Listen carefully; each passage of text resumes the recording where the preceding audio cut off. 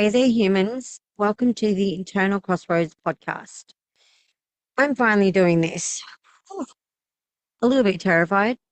I already have a podcast, but it's on Spotify and Podbean and a few others, but they're all audio, and that's generally my safe go-to. So this is a big thing. I'm now coming out, and you get to see my face and hear the crap that comes out of my mouth, um, because that's what I'm about.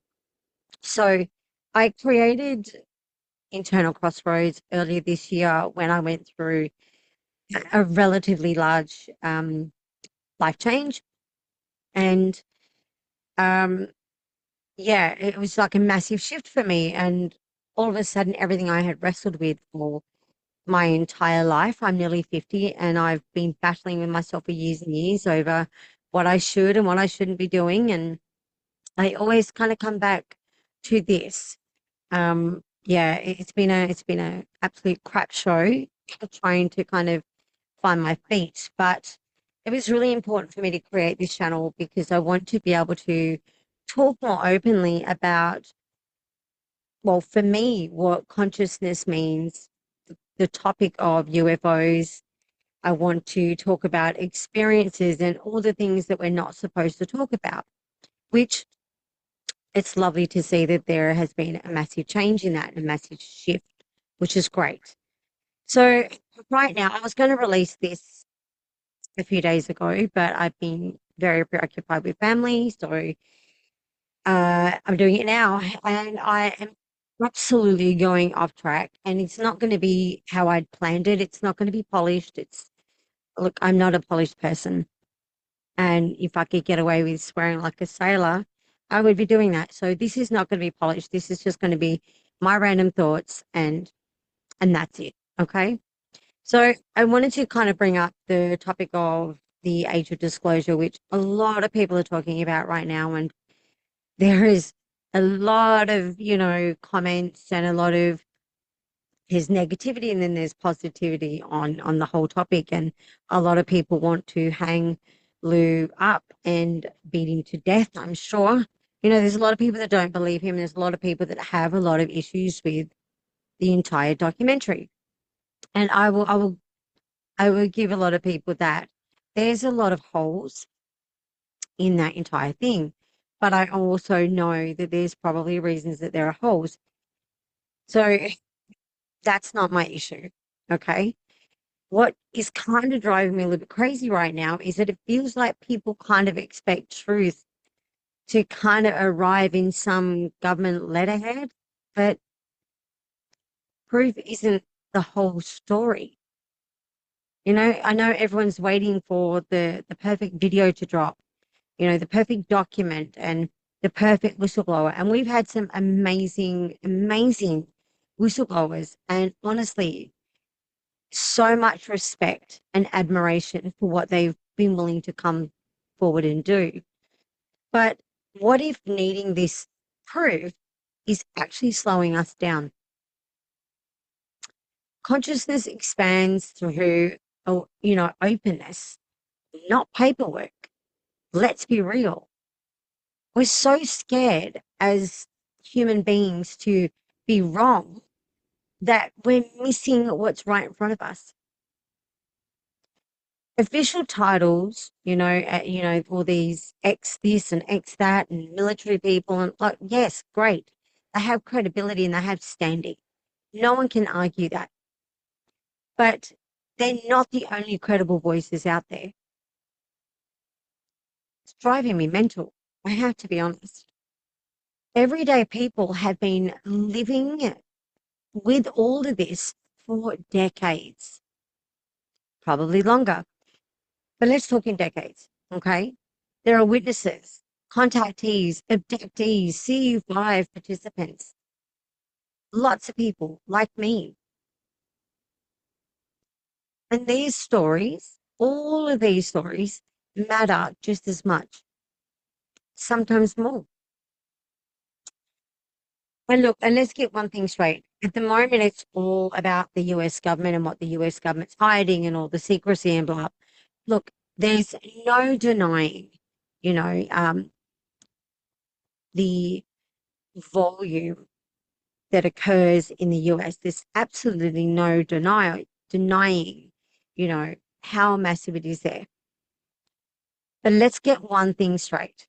Every major government has their fingerprints on this silence. Everyone, and Australia is included. We have been one of America's closest allies, okay? From sharing intelligence to fighting alongside in, different wars or military exercises, whatever you want to call it. So it stands to reason to me that if they're sharing intelligence, that they would be sharing secrecy as well. Guys, this isn't just a local issue, only, affecting the Americans. This shit is global, okay? It's global. Australia had their version of Roswell, which was the Westall incident. And this was an incident in broad daylight. And we're talking hundreds of students and teachers and community who witnessed this UFO. Do you know what happened? Students were silenced. Teachers were threatened. And it's funny how evidence vanished. And I know this because I put in a freedom of information request a couple of months ago to get all of their documents. And not one of them came through about the Westall. It's funny that, isn't it? The official party line is nothing happened. Nothing to see here. Move it along.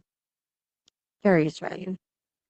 This tells you everything about how deep the silence actually goes. I don't think that disclosure is just about the UFO craft. It's about awareness. If humanity continues to stay closed and the phenomenon stays quiet, how do we evolve? How do we prepare for something that the world is saying we're not ready for? Openness equals evolution. Now, this is just my opinion, okay? Mine alone. I'm not researching some big fantastical, information. I don't give a crap about any of that. I am talking as a human who's had these experiences. My background is as I hold a master's in neuro-linguistic programming. If you don't know what it is, please go look it up. But it's all about the subconscious and the neural pathways, and it's quite fascinating. One of my biggest passions in life is the willingness to be open and the possibilities. That shit's exciting to me. That matters to me. Proof follows consciousness, not the other way around. If we sit and we wait for some big smoking gun, you may not get it in the way you think. Okay? This is happening. It's being filtered down so deliberately and slowly, and we've been shaped. We've been shaped all along. Look at Hollywood, all the movies that were, created and designed to incite fear. Now we're seeing that shift a little. Kids' movies are now shifting and the narrative's changing. They're bringing it out. It's like a drip filter because they don't think we can handle it. And the truth is, we probably can't. We can't. Because we're all, look, I love going down rabbit holes as much as anyone. Oh my God, rabbit holes are just totally my thing. But here's the thing. Yes, I want answers. I want to know the whys and the ins and outs of everything. Okay, I do. I'm curious by nature. I'm ADHD, autistic, and I've got to know. But at the same time, there's the other part of my brain that's like, how wonderful to not know. How amazing is it to just be in the moment of, oh my God, could you imagine? Could you imagine? So much power lies in that space, in that subconscious space. Ah, the things that we can do as humans, the things that our brains can do, the power that we have. And we're probably using what, 10%? I don't know what the actual percentage is, but we're using nothing, nothing. We're so conditioned to having to know right from wrong, left to right. Like we've got to have a definitive answer to everything. You're missing out. You're completely missing out. You're not living. You're just waiting. You're spending your life waiting for that proof. You're waiting for the shoe to drop. I don't want to live my life that way. I want to experience it and I want to feel the wonder and the excitement. Kids, kids have that before they're programmed out of all that. They have that excitement and that joy, and then, like, everything excites them. Little tiny things like, oh my God, their imaginations are incredible. Here's the thing, we don't lose those gifts, we lose our ability to use it, but it's still there. It's all part of that subconscious field that we refuse to kind of play with. We need to get creative. We need to get open. We need to start accepting, and being excited by the possibilities. We don't always have to have the answer.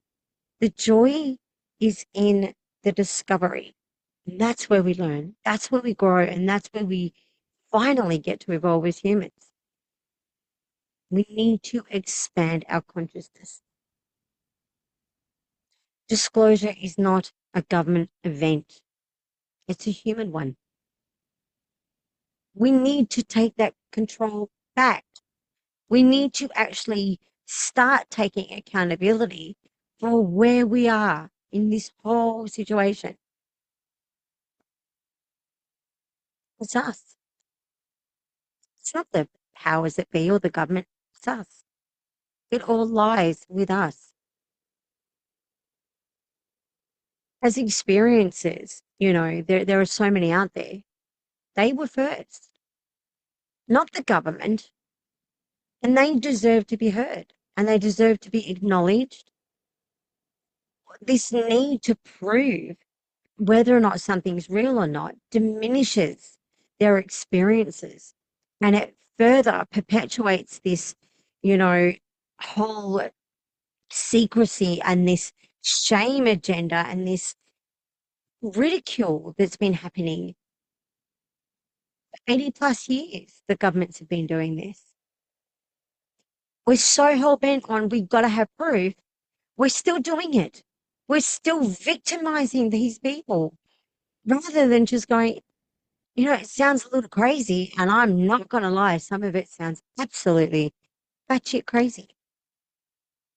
But where is the harm in going, oh, what if? Where is the harm in that? Come on. Doesn't that just, we need to do better. We need to do better. We need to be open, because when we can start doing that, we can really open up the channels for that dialogue with real people, not just some amazing whistleblower that's come forward from the government, the same very government that has been lying to us for 80 plus years. And I'm not saying that they're lying, but they're in a situation where they can only drip feed stuff to us for their safety. It's terrible. Absolutely terrible. But why are we still not giving credit to the real experiences out there? Not some Joe Blogs, ex-CIA military friggin' personnel. What about Joe Blogs that lives down the street, or Karen that lives down the block that's now isolated and suffering from extreme PTSD and is incredibly isolated? Where are their stories? Where are they? Why are we not talking about that? I want to hear that. I don't need to know every single big whistleblower story. I love hearing it. And I'm, like I said, seriously, so much respect and admiration to them. And I can't even imagine how much their lives being turned upside down. But there are everyday people out there that are still being ignored. And it actually started with them. It did. But all of a sudden, the government's gone, oh yeah, we've had secret space programs. No shit, Sherlock. We've all friggin' known, and we've all been saying it for years and years and years, for decades. No one's listening. No one has listened. And for me, I'm nearly 50. There was nowhere I could go. Who was I going to say that to? My friends? My family? Who already thought I was kooky as hell? Yeah, I've had these experiences. These funny little fuzzy memories are coming up. I've had time that's missing. I woke up with a really weird mark on my arm today. Do you know what happened to people like me? We were shunned. We were shunned. There was nowhere to go. And what's so exciting is now there's these conversations happening everywhere. Media, actual media are finally going, oh, let's talk about it. But not because Joe Bloggs down the street had an incident and he reported it. No, because now the government is saying, oh, yes, we've been hiding this secret program. We know. We know. We've been saying it for so long. And look, it's great. Don't get me wrong, it's great. I'm frustrated because there are so many out there with phenomenal stories and traumas that they've had to endure and they've lived with shame. And there are so many people that have passed without ever feeling that acknowledgement. That is so tragic. That is tragic. We have an opportunity now. Now the government has admitted that they've been lying to us for all this time, all governments. We have an opportunity now to really, you know, reach out and bridge that gap. This is not just about official titles. I adore you. I have so much respect for you. But me personally, I want to hear from Joe Bloggs down the street, Karen down the block. I want to hear their story. I do. I really want to hear their story because that matters to me. That resonates with me. That's real. That's not that's not an official that's come out and they, give me a drip feed of what they can safely disclose to everyone. And it's also not from the same government that's also been lying for 80 plus years. Real people. The likes of Travis Walton. Real people. Genuine experiences. And even if you don't believe it, what gives you the right to be that naysayer? Why does anybody have to prove their story to you? Why does it matter? Because to them, it's real. To them, it happened. How hard is it to just say, I'm sorry you had that experience? Thank you for sharing that with me. That must have been incredibly difficult, and I'm sure you feel incredibly vulnerable right now. But I appreciate you. How hard is it to do that? Really? It's not. Does it matter if I believe what Joe Bloggs has told me? Does it matter if I think, holy crap, this is seriously far-fetched? Does it matter? No, it doesn't. It's not about that. We forget the very basics of what we should be doing as humans. We need to be better for each other. We need to be open because there is so much out there to be explored. And I, for one, do not want to miss what's happening because I'm so hung up on needing to have every little bit of evidence I can get my hands on. Yes, it helps. And it helps them validate. And I have no problem with that. But it's more than that. Okay. It's more than that. I want more than that.